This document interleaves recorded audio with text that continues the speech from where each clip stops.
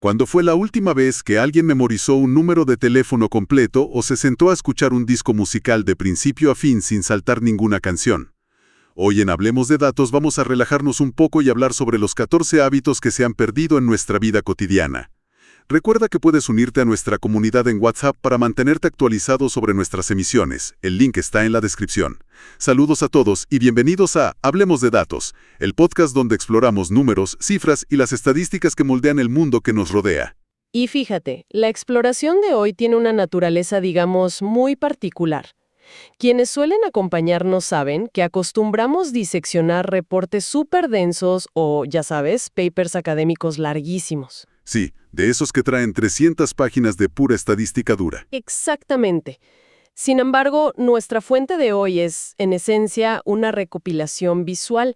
Se trata de una infografía muy bien estructurada que enumera 14 hábitos específicos que la sociedad moderna ha ido dejando en el camino. O sea, prácticas que hace 20 años eran lo más normal del mundo y hoy parecen de la prehistoria. Totalmente. Pero la misión de este análisis no es caer en la simple nostalgia o decir eso de que todo tiempo pasado fue mejor. Claro, no vamos a ponernos románticos aquí. Exacto. Si observamos esto a través del lente del comportamiento humano, esta lista funciona como un mapa sociológico increíblemente preciso. Nos revela las mecánicas de cómo hemos transformado nuestra percepción del tiempo. Y la manera en que el cerebro procesa la memoria, gracias a la tecnología, ¿no? Sí, y quizá lo más revelador, cómo han mutado nuestras interacciones sociales más fundamentales. Ok, vamos a desempacar esto, porque hay una cantidad de información psicológica fascinante, oculta a simple vista. Empecemos analizando la transformación de la comunicación. Me parece un gran punto de partida. Porque, a ver, la lista menciona prácticas como escribir cartas a mano, hablar por teléfono fijo, tener conversaciones largas y memorizar números de teléfono. Ajá, son 4 hábitos que están súper conectados. Exacto. Tratando de visualizar cómo funcionaba esto, la imagen que me surge es que comunicarse era un evento, o sea, un acontecimiento físico. Literalmente un destino en el espacio. Sí, uno tenía que asignar un bloque de tiempo, sentarse en una silla específica donde llegaba el cable del teléfono fijo y toda tu atención, toda la atención cognitiva, estaba anclada en ese lugar. Y hoy la comunicación es más como un zumbido. Como un ruido de fondo que nos acompaña al supermercado o mientras caminamos por la calle. Claro, esa distinción espacial es fundamental para entender el cambio. Desde la psicología del comportamiento, presenciamos el salto de una comunicación sincrónica y físicamente anclada a una asincrónica y totalmente deslocalizada. Sí, ya no estás hablando con una casa, estás hablando con un dispositivo que flota por ahí. Exacto. Y pensemos en el acto de escribir una carta a mano, por ejemplo. Neurológicamente exige una inversión motriz y cognitiva inmensa. Porque no tienes el botón de borrar. Si te equivocas, tachas o vuelves a empezar. Justamente, al no tener un botón de borrado, el cerebro se ve obligado a estructurar el mensaje completo antes de plasmar la tinta en el papel. Fomenta un pensamiento muy lineal y deliberado. Tiene mucho sentido. Y supongo que el teléfono fijo operaba bajo una lógica similar, pero, digamos, de anclaje geográfico. Exactamente. Quien llamaba se estaba comunicando con un hogar, con un espacio físico compartido, no con un individuo aislado flotando en el ciberespacio. Claro, el filtro inicial era el hogar mismo. Quien levantara la bocina dictaba el rumbo inicial de esa interacción.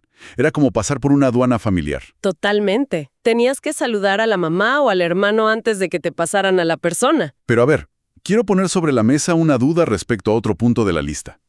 El hábito de tener conversaciones largas. Ajá, que a simple vista parece una tragedia moderna que se haya perdido. Sí, pero me pregunto si realmente hemos perdido la conversación larga o si la tecnología simplemente la fragmentó. ¿Cómo así? A ver, elabora un poco. O sea, dos personas pueden intercambiar cientos de mensajes de texto, audios y enlaces a lo largo de 14 horas continuas. En términos de volumen de palabras, eso supera por mucho a una llamada telefónica de 20 minutos. ¿No es eso una conversación larga, solo que con un formato diferente? Fíjate que es una observación muy aguda. Pero ahí radica precisamente el engaño de la hiperconectividad. El volumen de palabras ha aumentado, sin duda. Escribimos todo el día. Sí, pero el mecanismo psicológico que se pierde es la atención sostenida. En una conversación ininterrumpida cara a cara, o incluso en una llamada de voz tradicional, ocurre algo llamado sincronía neuronal. ¡Wow! Sincronía neuronal. ¿Suena a ciencia ficción? Pues es muy real. Los cerebros de los interlocutores literalmente alinean sus ritmos cognitivos. Leen las pausas, las respiraciones, el tono. Claro, hay una danza ahí que no se da por texto. Exacto. Y cuando fragmentamos esa misma cantidad de palabras en, digamos, cientos de notificaciones a lo largo del día, rompemos ese estado de inmersión. Ya no estamos metidos en la mente del otro. Exacto. Ya no habitamos el pensamiento del otro, simplemente rebotamos información. Y fíjate, esto tiene un paralelo directo con otro hábito de la lista, que es el de memorizar números de teléfono. Ah, ese es el ejemplo perfecto de cómo el cerebro se adapta. Es como si la humanidad entera hubiera decidido que el disco duro de nuestra memoria biológica ya no necesitaba almacenar datos numéricos. Porque, ¿para qué esforzarse si la tecnología lo hace por nosotros? Exacto. Tenemos un pedazo de silicio en el bolsillo que lo hace 1000 veces mejor y sin equivocarse. Bueno, los neurocientíficos llaman a este fenómeno descarga cognitiva, o también se le conoce como el efecto Google. Efecto Google, me gusta el término. Para optimizar energía. Cuando sabe que una información está almacenada externamente y es de fácil acceso, altera el proceso de consolidación de la memoria a largo plazo. O sea, dice, el teléfono lo sabe, entonces yo me relajo y no lo guardo. Exactamente. Al dejar de memorizar números, liberamos espacio mental. El problema, sociológicamente hablando, es que hemos tercerizado nuestra red de seguridad más íntima. Uf, sí. Si se me pierde el celular hoy, no sé el número de casi nadie. Y ese es el punto. Si la infraestructura digital falla, la inmensa mayoría de las personas pierde instantáneamente la capacidad de contactar a su núcleo de supervivencia. Porque el mapa de sus relaciones personales reside en un servidor, no en sus neuronas. Es un poco aterrador si lo piensas. Bastante. Y esa externalización de la mente nos da el puente perfecto para explorar la siguiente sección de la infografía. Sí, porque esta digitalización no solo se llevó los números de teléfono, sino que aniquiló nuestra relación con los medios tangibles, alterando por completo nuestra tolerancia a la espera. Un cambio brutal en nuestra paciencia, digamos. Totalmente. La lista menciona el fin de revelar carretes de fotos, leer el periódico impreso, consultar mapas de papel y escuchar álbumes completos. Y quiero detenerme en los carretes de fotos, porque la dinámica era fascinante. Era todo un ritual. Sí. El suspenso de llevar un cilindro de plástico a una tienda y tener que esperar, no sé, 72 horas para descubrir si el encuadre funcionó. O si el dedo de alguien tapó la mitad de la imagen de las vacaciones. Exacto. Y pagabas por esa foto borrosa de todos modos. Pues mira, el mecanismo operando detrás de ese suspenso es la gratificación retrasada, que es un pilar esencial en la madurez psicológica. Claro, no tener lo que quieres en el momento exacto. Exacto. Revelar fotos no era solo un ejercicio de paciencia forzada. Creaba un sistema donde la escasez generaba valor. Porque un carrete tenía 24 o 36 exposiciones y ya está. Por lo tanto, el acto de presionar el obturador requería intencionalidad.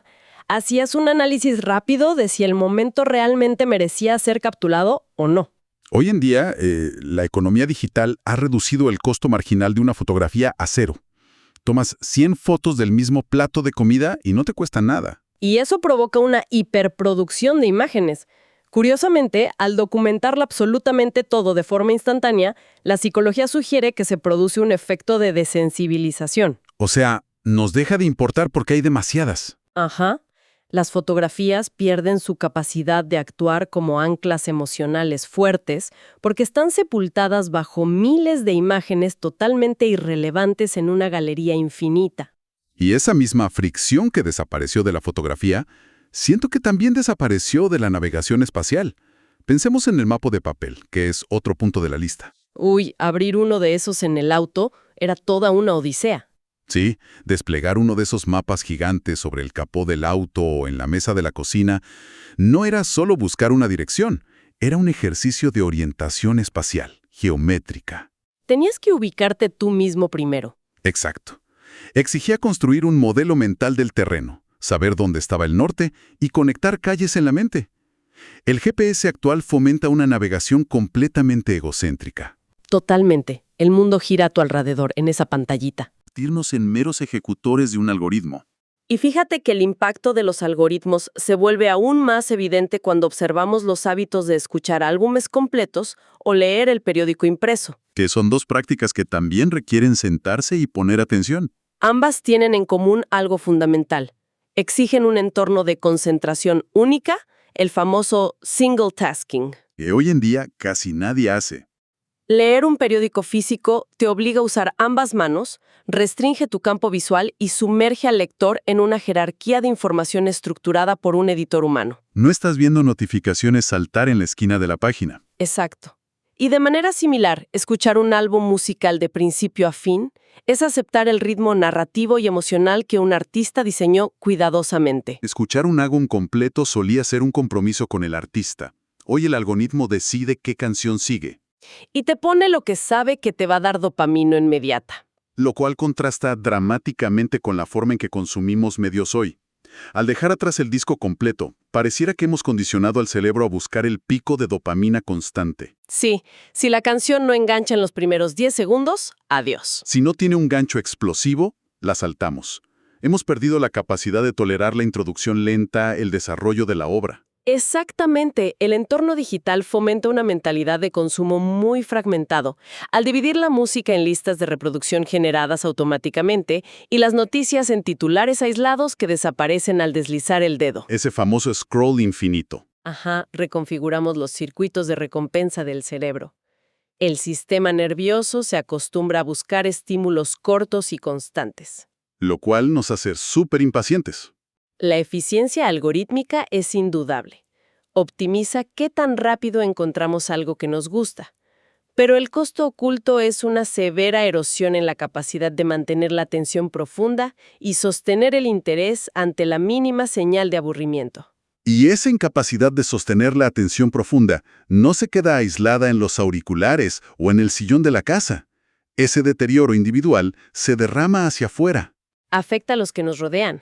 Sí, y reconfigura la manera en que convivimos, lo cual nos lleva a observar los hábitos sociales que detallan nuestra fuente. Que son hábitos sumamente comunitarios. Así es, comer en familia sin pantallas, saludar a los vecinos en la calle y jugar en la calle con amigos. Aquí la imagen que se me viene a la mente ya no es la de muros invisibles, que suele ser el cliché. Ah, no. ¿Cómo lo ves entonces?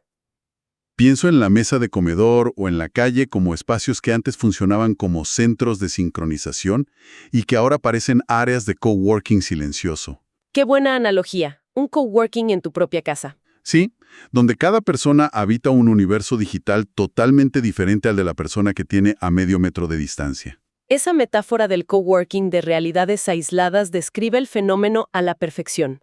Evolutivamente, compartir los alimentos sin distracciones actuaba como el nodo principal de transferencia de inteligencia emocional en un grupo. Porque ahí veías quién estaba triste, quién estaba enojado. Exacto. En esa mesa libre de pantallas se calibraba el estado de ánimo, se decodificaban microexpresiones faciales y se resolvían tensiones sutiles. Todo eso se pierde si estás viendo un video en el celular. Cuando la pantalla entra en la ecuación de la cena, el cuerpo físico permanece en la silla, pero la cognición de cada integrante se traslada a plataformas distintas. La mesa deja de ser un lugar de encuentro para convertirse en una simple estación de recarga calórica. Vas, comes y te vas mentalmente. Y la gravedad de esto es que el mismo patrón de desconexión se expande desde la puerta de la casa hacia la vía pública. Lo de la vía pública es un cambio monumental. El hábito de que los niños jugaran en la calle con amigos significaba que la acera o la cuadra eran vistas como una extensión natural de la sala de estar. Totalmente. Era un espacio seguro. El barrio era un espacio habitado, un ecosistema donde existía un sentido de pertenencia y de vigilancia compartida. Si hacías algo mal, la vecina le decía a tu mamá. Ajá, y el pegamento de ese ecosistema era el hábito de saludar a los vecinos, que también está en la lista. El famoso buenos días que ya casi no se escucha. En la sociología urbana, ese simple intercambio de buenos días en la acera es el bloque de construcción básico de lo que se denomina capital social. No necesitas ser su mejor amigo. Para nada, no requiere una amistad profunda. Pero esas microfricciones diarias generan confianza comunitaria, un sentido de familiaridad mutua que otorga seguridad a un entorno. Y al desaparecer el juego en la calle y el saludo vecinal, El concepto del espacio público se transforma por completo. Deja de ser un destino, un lugar de permanencia, y se convierte casi exclusivamente en un corredor logístico. Una zona de tránsito. Exacto, una zona muchas veces percibida como hostil o indiferente, por la que hay que cruzar lo más rápido posible. Usualmente con auriculares y la mirada baja. Para llegar al siguiente espacio privado a encerrarte de nuevo. Hemos cambiado la fricción enriquecedora de la comunidad física por la fricción cero de la comunidad global virtual. Es una forma muy poética de verlo. Conocemos mejor las opiniones de alguien a 10.000 kilómetros de distancia que el apellido de quien vive al cruzar la calle. Qué fuerte es eso cuando lo dices en voz alta. Y hablando de fricción, eso conecta magistralmente con el último conjunto de hábitos de la lista, que nos adentra en la logística de supervivencia y la economía diaria. Que es donde la practicidad se cruza con estos cambios. Exacto. Los hábitos son reparar ropa y zapatos, pagar con dinero en efectivo e ir al banco presencialmente. Pues mira, el sector financiero y comercial entendió hace tiempo que la fricción es el enemigo del consumo masivo. Si cuesta trabajo pagar, compras menos. Lógico. Hábitos como usar efectivo y visitar el banco físicamente imponían frenos naturales. Desde la neuroeconomía, sabemos que el acto de entregar billetes físicos activa la ínsula cerebral. La ínsula. Sí, una región asociada con el procesamiento del dolor. Ver el dinero abandonar la mano genera una fricción de pago que modera instintivamente las decisiones de gasto. Literalmente duele gastar en efectivo. Exactamente. Las tarjetas sin contacto y las aplicaciones móviles anestesian ese proceso. El dinero se vuelve una abstracción invisible, Son solo numeritos en una pantalla. lo que elimina el freno psicológico y facilita la impulsividad. Además, la visita presencial al banco, más allá del trámite aburrido, era otro nodo de interacción cívica. Claro, te encontrabas gente en la fila. Requería paciencia, hacer fila y negociar socialmente con un cajero, elementos que la conveniencia de la banca móvil barrió por completo. Entiendo perfectamente cómo la digitalización del dinero nos anestesia frente al gasto. Pero aquí necesito hacer de abogado del diablo, especialmente con el hábito de reparar ropa y zapatos. A ver, adelante. Es muy fácil caer en el romanticismo y decir, ¡ay, qué lástima que perdimos la habilidad noble del trabajo manual! Pero, si somos fríos al analizar los datos, ¿no es esto simplemente pragmatismo económico crudo? Es una postura válida. Porque la industria de la moda rápida ha invertido por completo la balanza. Hoy resulta mucho más barato y logísticamente eficiente pedir un par de zapatos nuevos por una aplicación que lleguen mañana, en lugar de buscar un zapatero artesanal, pagar por la mano de obra especializada y esperar una semana. Sí, financieramente parece la única opción lógica a veces. Entonces, ¿es realmente una pérdida de valores o una simple adaptación racional al mercado? Pues mira, es un debate súper necesario y la variable económica que mencionas es innegable. Las fuerzas macroeconómicas hacen que reparar sea a veces irracional desde el punto de vista del costo-beneficio inmediato. Exacto. Sin embargo, el análisis sociológico va más allá del costo de la suela del zapato. Lo que se altera es el modelo mental de cómo nos relacionamos con nuestro entorno material. O sea, ¿cómo percibimos las cosas que poseemos? Justamente, el hábito de reparar algo instauraba una cultura de la preservación. Implicaba asumir un rol de custodio temporal de los objetos, reconociendo el valor intrínseco de los materiales y el esfuerzo detrás de ellos. Y ahora simplemente tiramos y compramos otro. Sí, la adopción total de la mentalidad de reemplazo rápido consolida una cultura de lo desechable. Y la advertencia de los psicólogos sociales es muy clara aquí. ¿Cuál es el peligro real? Que cuando el cerebro se entrena para ver el entorno material como algo inmediatamente descartable e intercambiable ante la menor falla, existe el riesgo de que esa misma plantilla cognitiva empiece a aplicarse a las relaciones interpersonales y a los compromisos a largo plazo. ¡Wow! Es una forma sumamente provocadora de verlo. La cultura del reemplazo que inicia en el armario y termina permeando cómo tratamos a las personas. O sea, si un amigo falla, en vez de reparar la relación, buscas a otro. Exactamente. Es el mismo mecanismo psicológico aplicándose a otro nivel. Me parece el momento ideal para hacer una pausa e invitar a quienes nos escuchan a ser parte de este análisis. Recuerda unirte a nuestra comunidad de WhatsApp y LinkedIn. Nos encantaría saber qué piensan sobre esta mentalidad de reemplazo o cuál de estos 14 hábitos extrañan más. El enlace directo lo encuentran en la descripción. Y retomando esa idea del reemplazo versus la preservación, creo que la reflexión estructural de todo lo que nos muestra esta lista recae en el equilibrio entre dos fuerzas fundamentales: ¿Cuáles serían? la conveniencia absoluta frente a la intencionalidad consciente. La comodidad versus el propósito. Tal cual, la trayectoria tecnológica que hemos construido nos ha regalado un mundo con una fricción casi nula. Jamás nos perdemos, nunca tenemos que esperar para escuchar nuestra canción favorita y toda la burocracia financiera cabe en la palma de la mano. Lo cual es objetivamente increíble. Lo es. Sin embargo, esa remoción de la fricción esconde una trampa evolutiva. Al automatizar la memoria, optimizar el consumo y digitalizar la presencia, hemos podado de nuestra rutina los espacios vacíos. ¿Esos momentos de aburrimiento donde surgían ideas? Exacto. Las esperas y los pequeños esfuerzos donde solía germinar la conexión humana fortuita. Esta infografía es un testamento de que, en nuestra carrera imparable por la máxima eficiencia logística, podríamos estar sacrificando el tejido mismo de la intencionalidad humana. Para poner todo este fascinante viaje en perspectiva, ¿qué nos dicen realmente estos datos? Si observamos a vista de pájaro los 14 hábitos que analizamos hoy, la radiografía de este cambio se consolida en 3 grandes realidades. A ver, resúmelo para quienes nos escuchan. 1. Experimentamos la materialización de la mente humana. Es decir, externalizamos la memoria de los números de teléfono, la orientación de los mapas y el intercambio de valor del dinero físico hacia servidores invisibles en la nube. Un cambio cognitivo enorme, sin duda. 2. Hemos desmantelado la paciencia en favor de la estimulación continua. Abandonamos la gratificación retrasada de revelar fotos, la inmersión de leer un periódico o un disco completo y la cultura de reparar, instaurando un ciclo de reemplazo constante. Todo rápido, todo desechable. Y 3. Vivimos la severa reconfiguración de la plaza pública. Sustituimos la sincronización humana en la mesa de la cena y el capital social de saludar al vecino en la calle, transformando nuestro entorno físico en meros corredores aislados. Es una síntesis súper precisa de lo que hemos perdido, pero el comportamiento humano, al igual que la tecnología, sigue avanzando sin pausas, y esto nos deja con una interrogante fascinante para el futuro. Siempre hay que mirar hacia adelante. ¿Cuál es esa gran pregunta? Si aplicamos esta misma lupa crítica a las rutinas que damos totalmente por sentadas hoy en día, ¿qué elemento de nuestro presente se convertirá en una reliquia? Ah, claro, la lista de los próximos 20 años. Exacto. Dentro de un par de décadas, cuando una nueva generación revise una infografía de hábitos perdidos, incluirá el acto de conducir un vehículo nosotros mismos. ¡Wow! Seguro. Ya los autos se manejan solos.